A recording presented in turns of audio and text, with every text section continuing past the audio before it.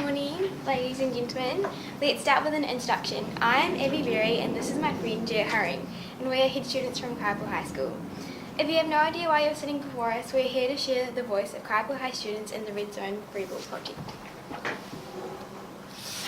So we would like to take a moment to explain our earthquake experience in relation to what we would like Kaiapoi to be in the future.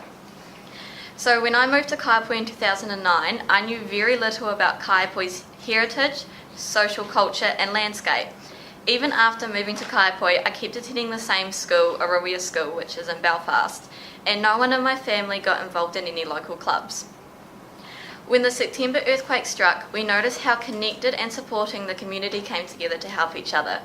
However, I felt like my family couldn't get into such spirit, support and comfort because of how disconnected we were from the community due to our lack of knowledge and relationships.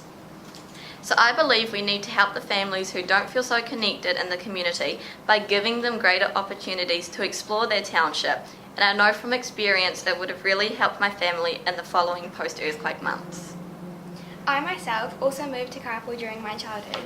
In late 2006 we moved to New Zealand from England. Originally we were looking by Oxford, but my family and I were drawn to the close and welcoming community of Kaiapoi. On my 12th birthday was a special one. September 4th should have been a date to celebrate the birth of such a gorgeous girl. Yes, that's right, the life-changing earthquake happened on my birthday. Despite this, I still enjoyed my day, but after the excitement wore off, the impact of the earthquake hit. Our house split in half and it took 2 years for the council to finally red zone it. After the emotional demolishment, we built a new house in Sovereign Palms. During this experience, I witnessed my family grow in numbers, but not by blood. Sewell Street became my new family. I want the community to have such relations, but without the natural disaster to influence and encourage others.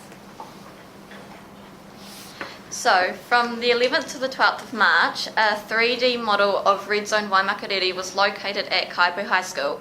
During the 2 days, 175 students, ranging in age between 11 and 18, viewed the model and provided their feedback in the form of 313 flags. It was narrowed down that business and recreation were the two biggest aspects Kaiapoi students wanted to see built in Kaiapoi Red Zones. Over 140 ideas were towards business and 90 for recreation. The students also pointed out to us that the main areas of concern that they believe should be focused on is Kaiapoi East and Kaiapoi South. From here, the people chose exactly what they wanted within the two aspects. We have chosen the top 3 wanted ideas to share. For business, we have food and beverages first, retail and services next, and lastly is commercial recreation. For recreation, sports facilities was voted first by miles, second was a dog park, and third is a playground/park. We can provide examples of these at the end of the presentation. So why did people choose this? Lack of accessibility to such facilities, need for more activities and places to explore, so we can see Kaiapoi succeed and grow into a more vibrant community, a closer to home factor, and attaining to a wider range of ages and ethnicities.